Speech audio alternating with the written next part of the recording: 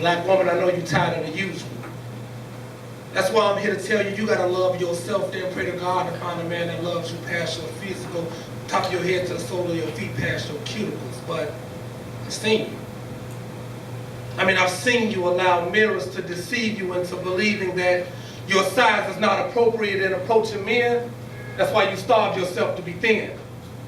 And I've watched you take your dreams and place them in a box because they didn't fit my lifestyle. No Trojans of lifestyle, so you walk with a life now that you had no intention of creating alone. And I've seen you stay in homes fighting through situations where his hands being raised come on more occasions than they should have ever been.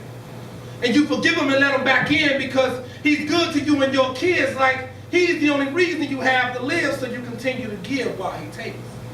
You fight to make a home from the house he creates, and he still roams freely in and out.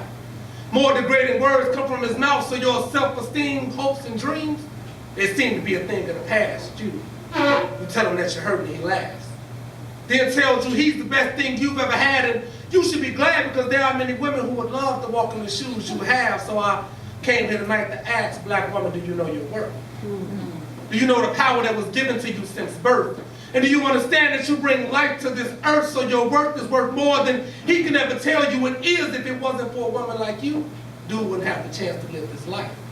You see, I've watched you become his wife in hopes to make him settle down, so you settle now with the fact that at least he comes home at night.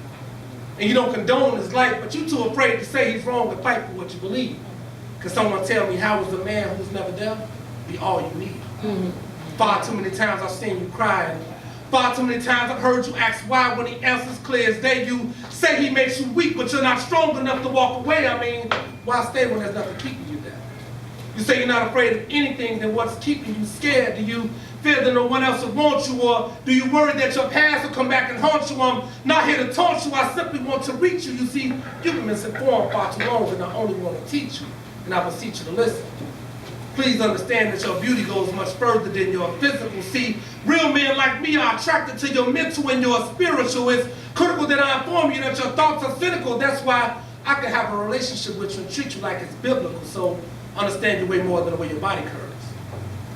And if you know your worth, then you know what you deserve. But I've heard so many women degrade themselves. So if you don't love who you are, what do you expect from everyone else? Afraid to show your beauty because you have a few stretch marks. Well, what if I told you that your stretch marks show you half hard and being a result of sex shit? I think they're sexy. See, real men know a blessing when they see them.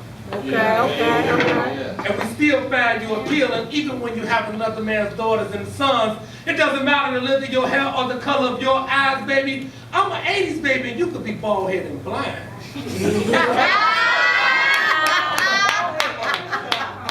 You could be bald-headed and blind and still make my temperature rise. You see, you got to know what's inside you that defines you. But if you don't take the time to find you, then I promise you'll always base your worth on what's behind you. I think it's time to know your worth.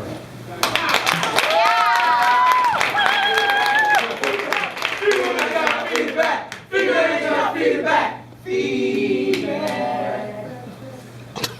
Freedom starts with the mind, but I can't seem to find mine. My heart is too busy taking over, leading me into places I shouldn't be, taking me out of a space of serenity, completely overshadowing my sound thought process, making me live in this state of unrest, making me rethink all my values, telling me what I know is wrong is okay, alluding me to believing there is a brighter day. I really believed that loving you was the only way, that my life without you would be in disarray. But when I was with you, I couldn't even think straight, because I was always daydreaming of this love I've never seen, sleepwalking, trying to turn my nightmares into dreams, not free, trapped by my heart's decision to take over, making me forget my value and my worth, forcing my mind to rationalize my hurts, telling me it can't be avoided, telling me it's what I deserve, telling me to settle. But I want to be free, free from your hope, free from your hurt, free from you. So I'm taking my mind back. I'm not allowing my heart to make any more decisions, because I found myself competing with names, stories, bits and pieces of women, allowing myself to become a shell of my former self, trying to become more like the unknown, trying to give you everything you were looking for at home, losing who I was in the process, never making any real progress, and keeping you from winning someone else. Only became unrecognizable to myself, lowering my status from goddess to peasant, all to catch the court jester, the town clown. And after everything went down, I was so full of shame. The only thing you own in this world is your name, and my name became synonymous with pain. It meant the same as failure, for not being able to keep my family together. But after you left, I had some time to reflect and discovered you were so full of shit. Okay. So I'm also taking my heart back, wringing out all the tears, gluing all the cracks, fixing what you so like to break, breaking the cycle I let you create, creating my own reality, rewriting my own destiny, and I'm editing you out of my fighting drafts, embracing my creativity, taking some time to reclaim me, loving my need to give love. Love is a gift. It should be used as a tool to uplift, but you tried to pervert it, played with my love and decided to desert it, made me feel like my love wasn't worth it, but then I realized you just didn't deserve it. Right. Because giving love is a sacrifice.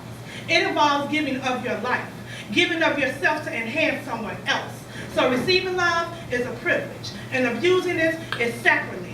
And I wanted a life where love really lived, so I broke free and took with me what was left of my identity, the scraps of my personality, the shreds of my dignity, and I had to piece me back together all by myself. But this time, I was able to glue it the way I should be, created the me that was meant to be, the me that was truly me, no help from any other earthly entity, only accepted assistance from the God who created me. And now that I'm grown, I'm just gonna be me, totally, completely, and wonderfully free.